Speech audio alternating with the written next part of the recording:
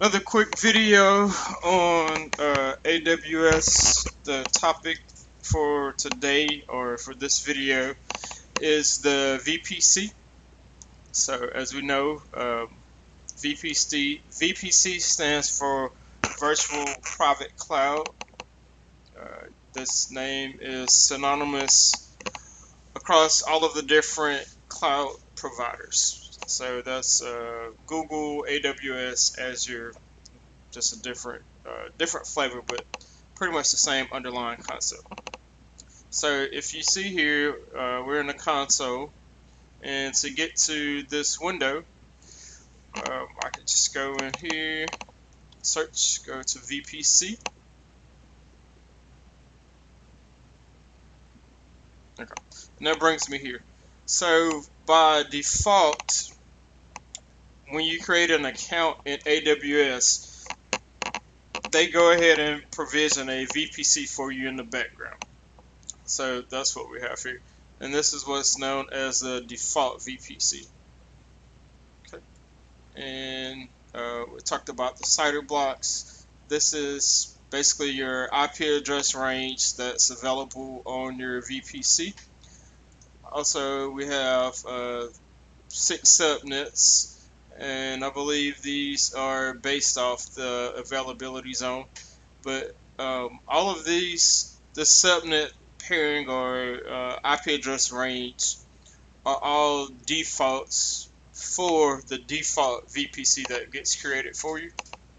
You'll also notice that we have an internet gateway attached as well, a NACL, or network access control, and then here again is the security groups. So what I want to show you on this guy is, I believe I created this. This is the default security group, and the inbound rules is basically, we have this guy wide open, so all traffic is coming in, and same thing here, all traffic is available to come into our system.